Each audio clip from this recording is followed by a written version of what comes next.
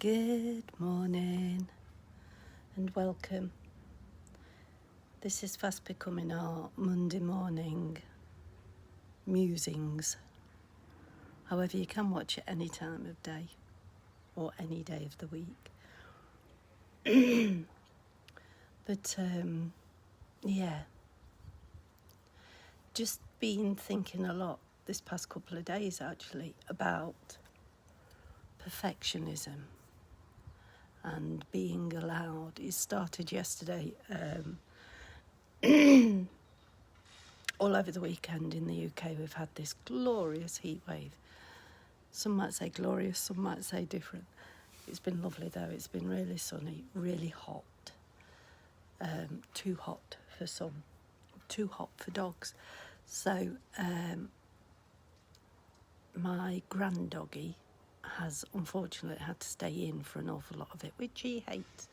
He loves to be out playing with his ball, you know, running off, pulling us here, there and everywhere. He's a cockapoo, so you can imagine what he's like.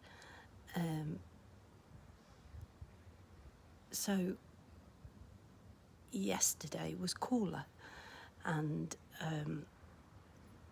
it was kind of, we were contemplating whether we could actually take him out for a walk or not. But the warnings and the advisories had all been, keep your dogs indoors, don't take your dogs out for a walk, it's too hot for them, which I totally understand. And but it was kind of yesterday's temperatures. If we hadn't had the heat wave before, there probably wouldn't have been the advisories about yesterday's temperatures. But anyway, it was kind of this discussion that went on about, well, should we take him? He'd love to get out and have a walk because that's what he loves to do. Yeah, but... And this was me, and I heard myself say it, and I'm like, oh, there it is again, that old friend of mine. Yeah, but we're not allowed. It said we're not allowed to take dogs out. I don't know who said it and where and what would have happened. I think I'd have been struck by lightning. No idea, but it was that, oh no, I'm not allowed. And that has come up often for me, that, oh, I'm not allowed. Or if I get this wrong, what's the consequences going to be? I must be right. I've got to be right. I've got to be right at all times. If I'm wrong, there'll be a consequence. And that's a theme that's run through everything until I started doing Qigong. And until I started to look at my astrology is one of the big things. And started to work with it. So even this morning I was thinking, oh, I'll go and find... so we're staying with the theme of boats this week. And I thought, oh, I'll go and find some lovely running water. There's lots of rivers and water around here, especially here, because I'm now in the countryside. I'll go and find somewhere, and then I'll stand and I'll do this lovely video. And then I thought, no, you won't, Sue. No, you won't. Just sit where you normally sit, on your bench, in your garden, and just do the musings. You know, doesn't have to be perfect. There doesn't have to be perfect surroundings. It's beautiful enough where you live. And conveniently, all the trucks and all the diggers and everything else have all stopped while I'm doing it. There's the universe. Thank you, universe. So, yes. So, anyway, we're still staying with the theme of boats for this week. Last week we had boats. Last week was the boats knocking into each other. But this week, there's an old Zen story about a man who builds a raft to cross a deep, fast river. The raft saves his life, and it carries him through. It carries him through the fear, through the danger, over to the other side where the solid ground is. When he reaches the other bank, though, he asks himself, should I carry this raft with me? And he asked this of the Buddha, and the Buddha said, no, the raft's done its job. It's time to let it go now. it's great. It's there, it's done it. There's no problems now. But the man was still kind of concerned, but what if I need it again? What if the raft's needed again? What if there's another river that I need to get over? I'll still need to carry this on my back. There may well come an opportunity where I need it again. And this got me thinking about the rafts that I've built. And for me, it's perfection, as I say. It's about getting it right. It's about holding it all together. It's about being the leader, I guess, and the expert.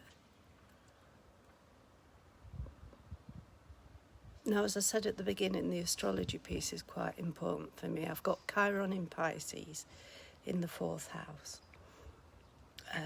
Chiron is the wounded healer. If you join one of my groups, I'll talk more about Chiron. Love my Chiron, if that's the right word. It was healing my Chiron that gave me the biggest healings. And I continue to get them. And I continue to work with my astrology coach, Sam, to get even more insight into it. But Chiron in Pisces in the 4th house gives me a deep fear of being left, of being abandoned, of not being safe in my emotional world. 4th house is also family, where you come from. It's generational, it's deep, deep patterns. And it's not being safe in my emotional world. So I became good. I became compliant. I was the one who never made waves. And then my Virgo is in the 10th house. So 10th house is what you're seen as. It's your public, it's your view. So it can be your career.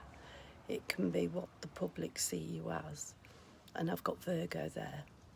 So one of my biggest things was how I learned to survive was by excelling, by getting it perfect, by getting it tidy, by getting it sorted, doing it right, doing everything that I'm allowed to do, nothing that I'm not allowed to do. There's no rebel. I've not found my rebel yet. Probably I've got a rebel, but I've not found her yet. But kind of keeping it tidy, no room for mess, no room for mistakes. If I make a mistake, or I feel like I've made a mistake, or I feel like I've hurt somebody, or I feel like I'm going to hurt somebody, I'll run. I'll run to the bottom of the garden and I'll eat me worms, as it were. There was an old Girl Guide song that we used to sing, nobody loves me, everybody hates me. Why don't I go and eat worms? And it was almost that self-fulfilling prophecy for me. That was my place, literally. I'd run, figuratively and literally. I'd run and I'd eat. That was how I got my protection. I'd run and I'd eat. And that's what got me 20 stone, probably plus, stop weighing, when I hit top end of 19 stone. That's what got me there. But they also got me here. They helped me build a life. And that was the raft. It was what I perceived as the safety. It was what I perceived as being the place where I could find shelter.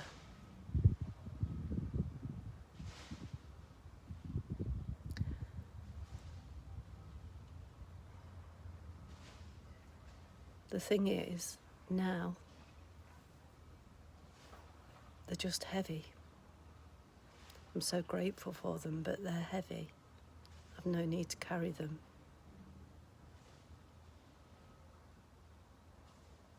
And Chisong's the thing that's allowing me to learn how to put the raft down, to breathe differently,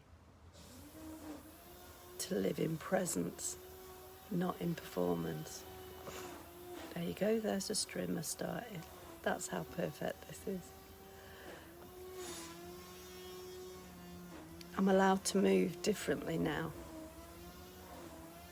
That raft on my back got me here, but I don't have to carry it anymore.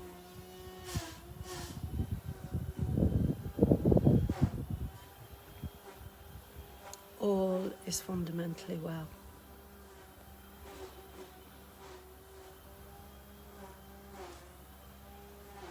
Where are you carrying your raft? How are you carrying your raft?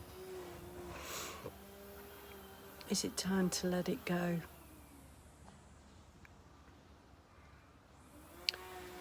Come along and join me in Chusong.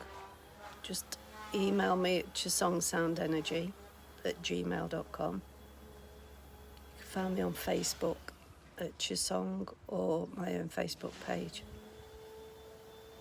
Or you could just sit with it and just contemplate it. We're all crossing this river together, and all is fundamentally well. Have a beautiful day. Take care.